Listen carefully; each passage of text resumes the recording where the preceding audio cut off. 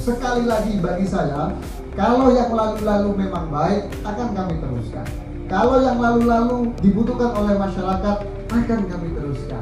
Tapi kalau dianggap bertentangan dengan ketentuan-ketentuan hukum atau tidak dibutuhkan, tentu kita akan alihkan kepada hal-hal yang dibutuhkan oleh masyarakat. Contoh, penganggaran APBD kemarin, mobil dinas 10 miliar, saya pikir tidak perlu untuk kita, maka kita alihkan untuk pembangunan jalan.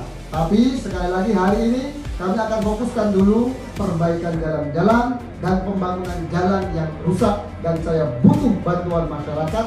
Sampaikan pada kami, kirim kepada Wadul Guse jalan-jalan yang perlu perbaikan, jalan-jalan yang rusak, kalau perlu foto dan share lokasinya. Tapi itu akan menjadikan input bagi kami di dalam membangun Jember 5 tahun ke depan. Gak mungkin bisa selesai dalam waktu sebulan atau bahkan setahun, tapi 5 tahun akan kita perbaiki. Tapi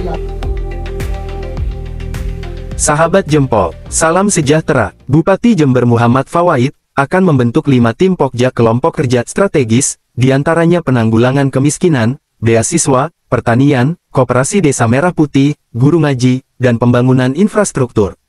Pernyataan itu disampaikan Bupati Jember Muhammad Fawaid, akrab disapa Gus Fawaid, saat merilis program kerja 100 hari, dalam agenda Proguse di kantor Dinas PU Bina Marga dan Sumber Daya Air BMSDA Kabupaten Jember, pada Senin tanggal 14 April tahun 2025 malam.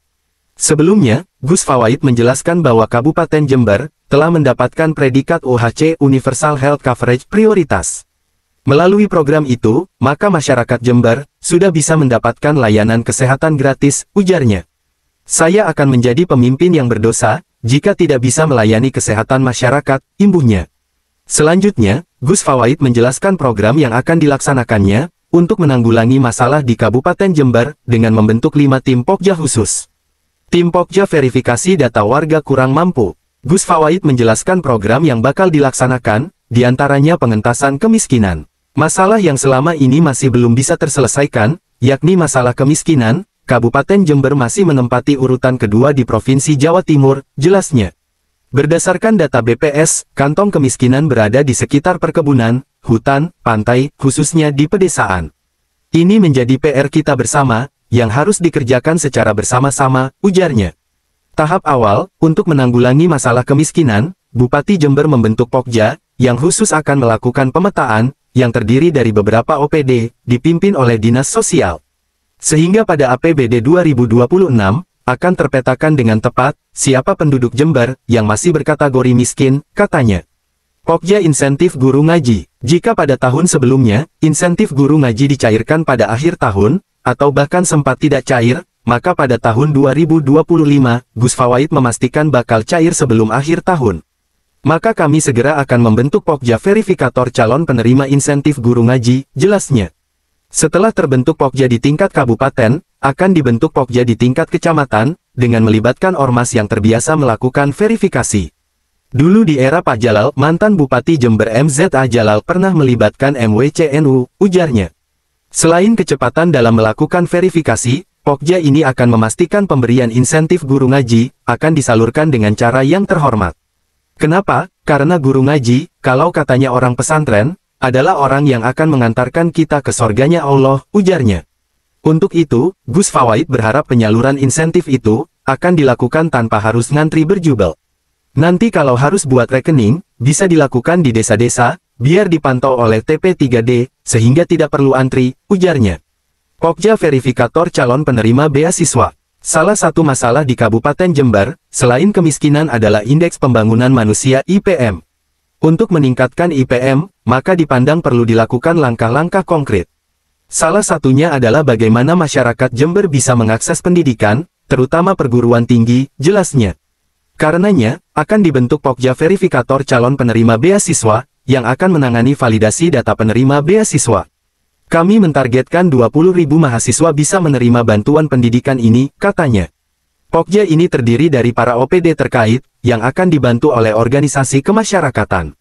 Syukur-syukur, jika dibutuhkan akan dibentuk sampai level kecamatan, kalau gak dibutuhkan cukup di level kabupaten, ujarnya. Prinsipnya, masyarakat Jember bisa menikmati beasiswa yang disediakan Kabupaten Jember, bukan hanya UKT-nya saja, tetapi juga biaya hidup living cost.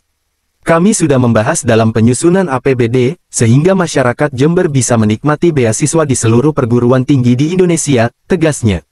Pokja Pertanian, sebagaimana petunjuk Presiden RI Prabowo Subianto, saat panen raya baru lalu, disampaikan bahwa negara yang kuat adalah negara yang menguasai sektor pangan. Jember adalah bagian dari NKRI, maka kami tegak lurus, kami merah putih, maka kami juga akan memperkuat sektor pangan, katanya. Guna mewujudkan itu, maka Bupati Jember akan membentuk tim khusus, untuk memastikan bahwa pupuk bersubsidi dapat dinikmati oleh masyarakat. Sesuai petunjuk Presiden, tidak boleh ada kelangkaan pupuk bersubsidi, tandasnya. Pokja verifikator ini, akan memastikan pupuk bersubsidi akan tersalurkan kepada yang berhak. Kami mendapati terjadinya kekurangan pupuk bersubsidi, karena ketika akan mengupload ERDKK, kadang mengalami kendala teknis, karena SDM, ujarnya. Tim ini akan merumuskan agar kendala itu tidak terjadi lagi ke depannya, sehingga kebutuhan pupuk bersubsidi, bisa tergambar, sesuai dengan kebutuhan di lapangan, imbuhnya. Tim Percepatan Pembentukan Koperasi Desa Merah Putih. Sesuai dengan Inpres Nomor 9 Tahun 2025, tentang percepatan pembentukan Koperasi Desa Merah Putih, maka Kabupaten Jember juga akan membentuk tim.